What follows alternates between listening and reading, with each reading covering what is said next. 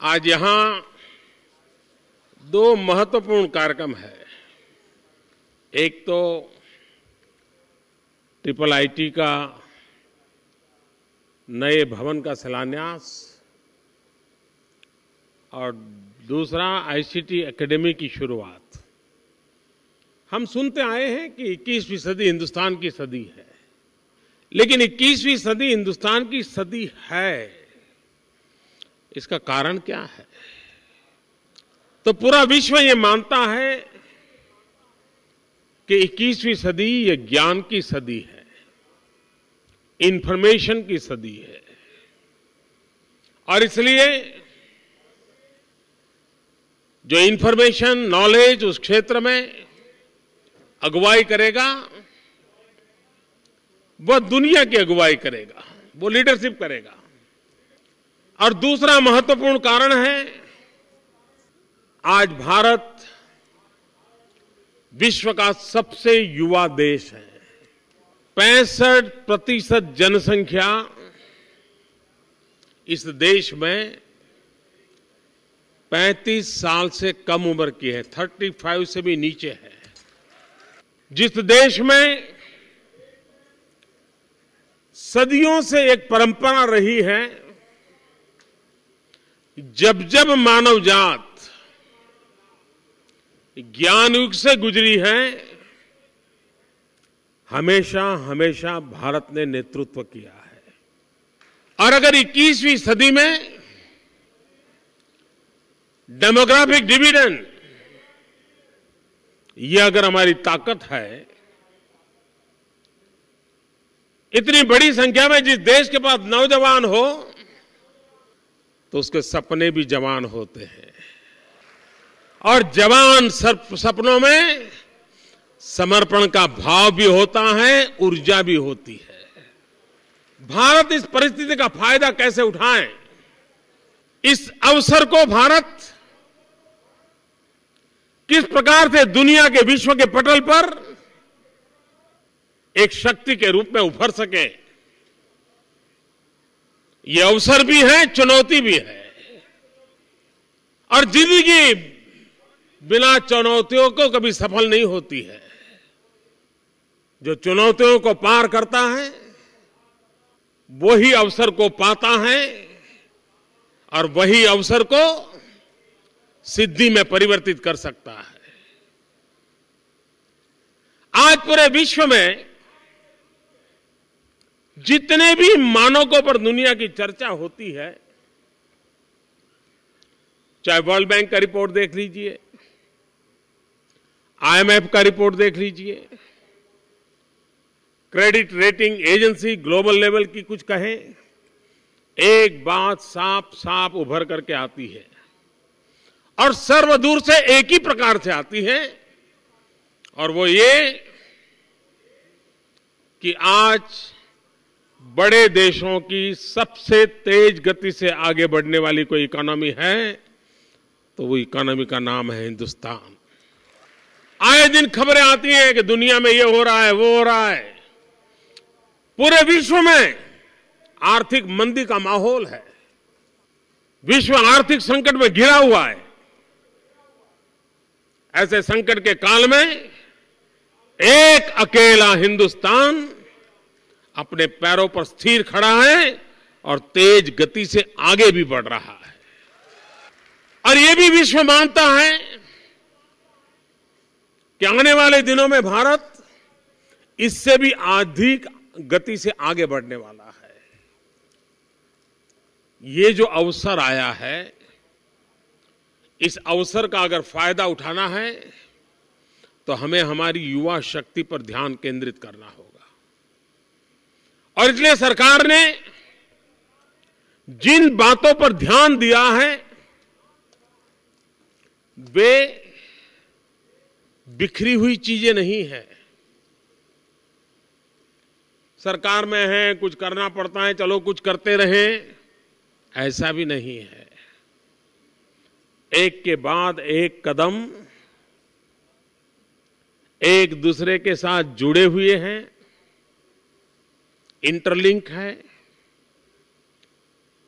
एक के बाद एक कदम अंतिम परिणाम को प्राप्त करने का अवसर है।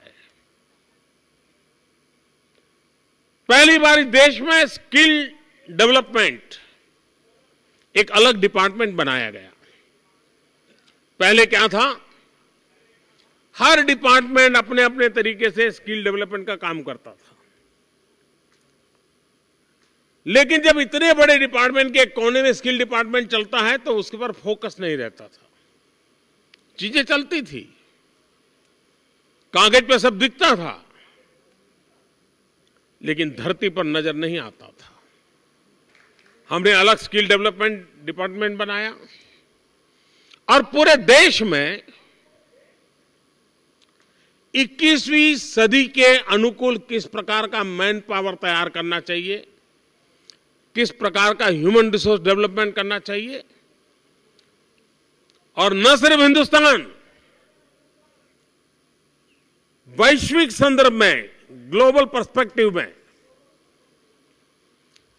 आप कल्पना कर सकते हैं, जब दुनिया पूरी बूढ़ी हो रही हो, दुनिया के पास पैसे हो, उद्योग कारखाने लगे हुए हो, लेकिन चलाने के लिए नौजवान न हो, तो क्या होगा?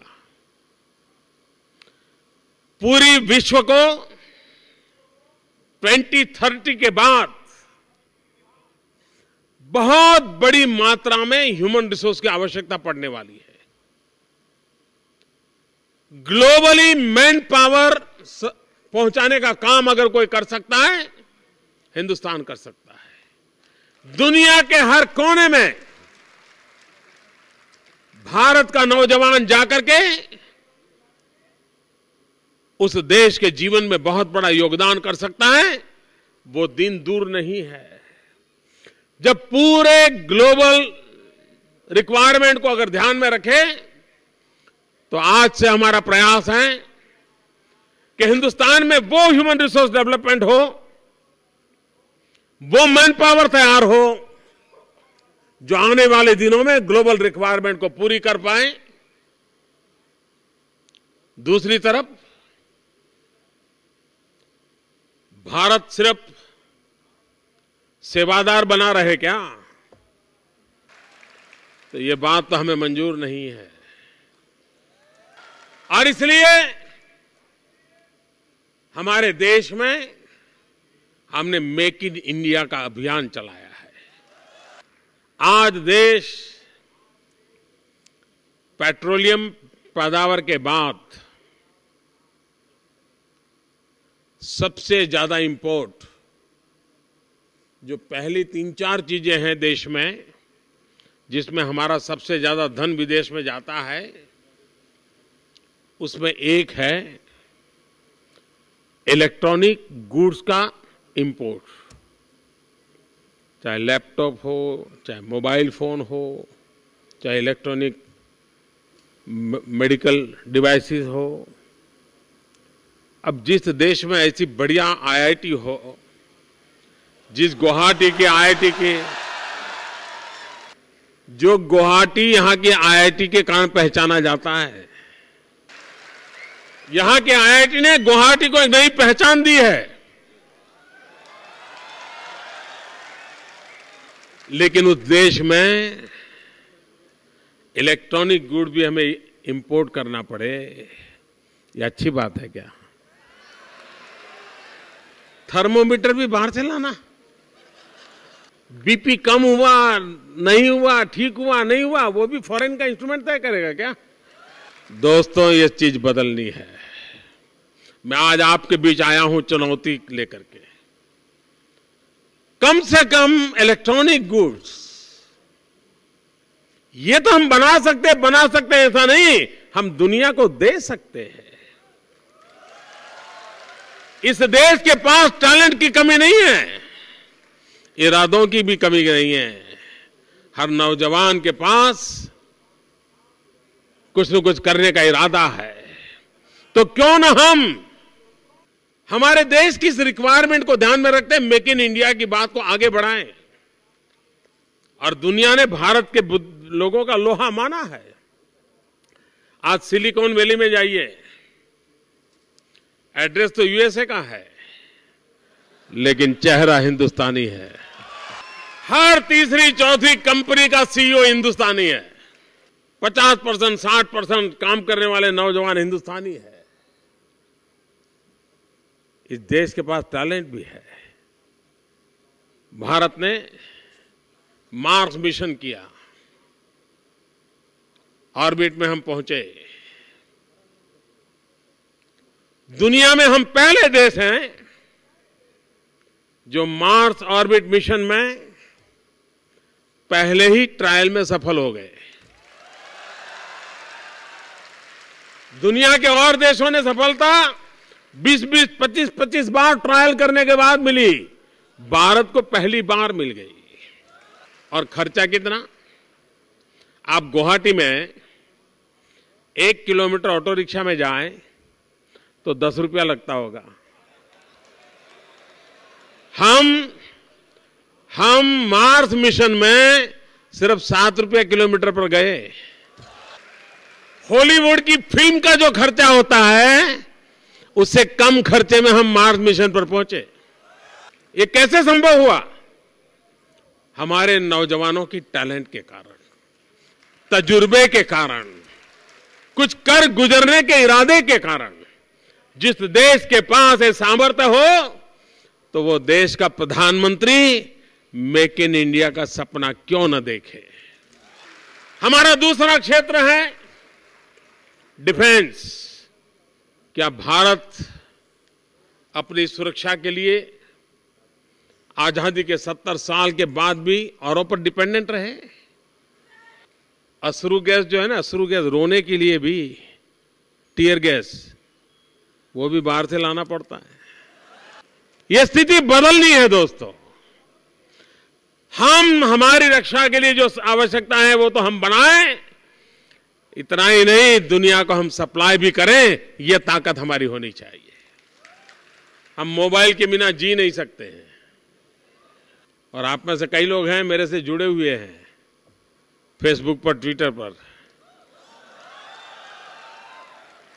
कुछ लोग मेरी नरेंद्र मोदी ऐप पर भी कुछ न कुछ लिखते रहते हैं गुवाहाटी से।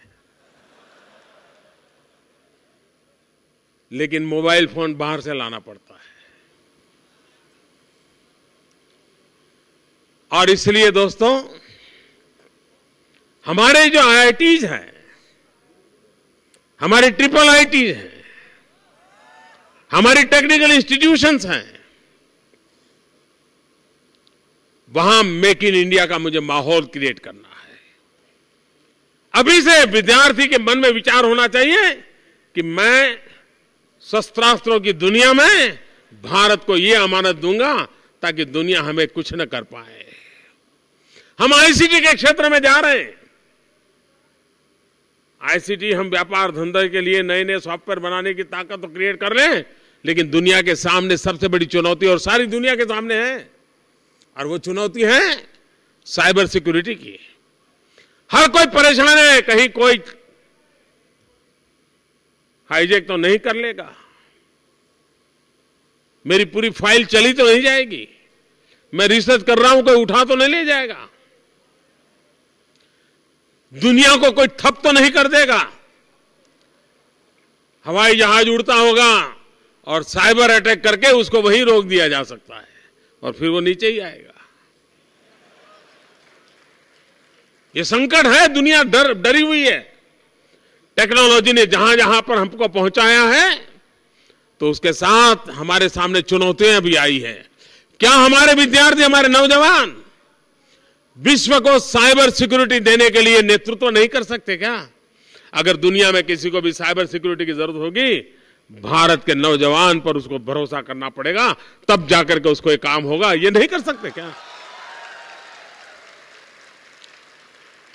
और इसलिए दोस्तों, स्किल डेवलपमेंट से लेकर के मेक इन इंडिया, 2 दिन पहले आप में से कई लोग शायद मेरे साथ वीडियो कॉन्फ्रेंस में जुड़े हुए होंगे, जब मैं 2 दिन पहले दिल्ली में स्टार्टअप का आरंभ किया। जब मैं पहले स्टार्टअप कह रहा था तो कुछ लोगों को तो पता ही नहीं पड़ता क्या कह रहा है ये। Startup India, stand up India. जब लाल किले से हमने कहा तो ऐसे ही आकर के चला गया विषय, पता ही नहीं चला कि कहीं रजिस्टर ही नहीं हुआ। लेकिन अभी जब स्टार्टअप का कार्यक्रम हुआ, लाखों नौजवानों ने रजिस्ट्रेशन करवाया। एक नया मूड बना है देश में। नौजवान सोच रहा है मैं रोजगार के लिए अप्लाई नहीं करूंगा, मैं अपने पैरों पर नई चीज खोज करके दुनिया के बाजार में ले आऊंगा, नए तरीके से ले आऊंगा। स्टार्टअप का एक माहौल बना है।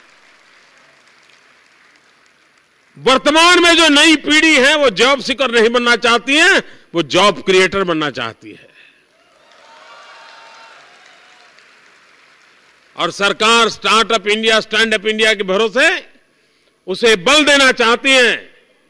और इसलिए अभी आपने देखा होगा, हमने कई नई योजनाएं घोषित की है, नए इनिशिएटिव लिए हैं, क्योंकि भारत दुनिया का स्टार्टअप का कैपिटल बन सकता है। जिस देश के पास इतनी टैलेंट हो वो दुनिया का कैपिटल बन सकता है। और मैंने देखा, आपने भी शायद टीवी पर ये चीजों को ध्यान से देखा होगा, नहीं देखा होगा तो इंटरनेट पर सारी चीजें इन दिनों अवेलेबल है। 22, 25, 27, 30 साल के नौजवान अरबों खरबों रुपए का व्यापार करने लगे और 2-3 साल में करने लगे। और 5,000, 10,000, 25,000 लोगों को रोजगार दे रहे हैं, जस्ट अपना दिमाग और टेक्नोलॉजी का उपयोग करते हुए। और जमाना ऐप का है, हर चीज का ऐप बनता है, ऐप बनता है और दुनिया जुड़ जाती है। मैं भी अब जुड़ गया। लेकिन हमारे नौजवानों की जो बुद्धिमत्ता है वो कुछ कर गुजरने की बुद्धिमत्ता है। और इसलिए स्किल डेवलपमेंट से लेकर के स्टार्टअप तक की यात्रा, मेक इन इंडिया, पहले मेक फॉर इंडिया और बाद में मेक फॉर ग्लोबल, ये रिक्वायरमेंट को पूरा करने के लिए हम आगे बढ़ना चाहते हैं। और उसमें टेक्निकल फोर्स एक बहुत बड़ी आवश्यकता है। हर हाथ में हुनर होना चाहिए। कभी कभी हम लोग रोते बैठते हैं। हमारे देश में कुछ ये भी आदत है, समस्याएं होती है, हर किसी के नसीब में मक्खन पर लकीर करने का सौभाग्य नहीं होता है, पत्थर पर लकीर करने की ताकत होनी चाहिए। और अगर हम अपने आप को युवा कहते हैं तो उसकी पहली शर्त ये होती है तो वो मक्खन पर लकीर करने के रास्ते न ढूंढे, वो पत्थर पर लकीर करने की ताकत के लिए सोचे। अगर ये इरादे लेकर के हम चलते हैं तो हम अपनी तो जिंदगी बनाते हैं, लेकिन कईयों की जिंदगी में बदलाव लाने के लिए कारण भी बनते हैं। तो भारत में हमारी जितनी भी एकेडमिक इंस्टीट्यूशंस हैं, टेक्निकल इंस्टीट्यूशंस हैं, हमारी यूनिवर्सिटीज हैं, चाहे हमारे आईआईटी हो या हमारी आईटीआई हो, छोटे से छोटी टेक्निकल इकाई से लेकर के टॉप मोस्ट टेक्निकल वेंचर, इन दोनों के अंदर एक सूत्रता होनी चाहिए और हम देश की आवश्यकताओं की पूर्ति करने के लिए सामर्थ्यवान बने। समस्याएं अपने आप उसका रास्ता भी खोज करके आती हैं। कोई समस्या ऐसी नहीं होती जिसके कोख में समाधान भी पलता ना हो। सिर्फ पहचानने वाला चाहिए। हर समस्या की कोख में समाधान कभी पलता है, उस समाधान को पकड़ने वाला चाहिए, समस्या का समाधान निकल आता है। मैं चाहूंगा मेरे नौजवान चीजों को देखें तो उसके मन में पहले ये ना आए कि यार ऐसा क्यों है, जो सो है यार, ये है, ऐसा करेंगे तो ये नहीं रहेगा। हम बदलाव ला सकते हैं, हमारी विचार प्रक्रिया को हम बदले। पिछले दिनों राष्ट्रपति भवन में स्कूल के कुछ बच्चों को बुलाया गया था। हमारे राष्ट्रपति जी ऐसे लोगों को काफी एनकरेज करने के अनेकविध कार्यक्रम करते रहते हैं। तो उन्होंने कहा मोदी जी एक बार आइए जरा देखिए। 8वीं 9वीं 10वीं कक्षा के बच्चे थे और मैंने देखा कि स्वच्छ भारत के विषय में टेक्नोलॉजी क्या रोल कर सकती है, कौन सी इनोवेटिव इक्विपमेंट क्रिएट किया जा सकता है जो स्वच्छ भारत के लिए नेक्स्ट रिक्वायरमेंट जो प्रोसेस है उसकी पूरी कर सके। 8वीं 9वीं कक्षा के बच्चों ने ऐसी ऐसी चीजें बनाई थी, मैं हैरान था। इसका मतलब यह हुआ कि हर समस्या का समाधान करने के लिए हमारे पास सामर्थ्य होता है। अगर इंडिया के पास मिलियन प्रॉब्लम है तो हिंदुस्तान के पास बिलियन ब्रेन भी है। और इसलिए दोस्तों, नया भवन तो मिलेगा, हिंदुस्तान के पूर्वी छोर में ये ज्ञान का सूरज ऐसा तेजोमय रूप में निकले को पूरे हिंदुस्तान को ज्ञान से प्रकाशित कर दे। ये मेरी आप सबको शुभकामनाएं। बहुत बहुत धन्यवाद। यूएस में स्टार्टअप की दिशा में भारतीय लोगों ने बहुत कुछ काम किया है, तो मैं हिंदुस्तान से 40 ऐसे स्टार्टअप के लोगों को लेके गया था और वहां पर एक जॉइंट इवेंट किया था। इतना इंस्पायरिंग था, मैं काफी देर हर चीज को देखा था। भारत में भी हम स्टार्टअप फेस्ट को परंपरागत रूप से खड़ा करना चाहते हैं।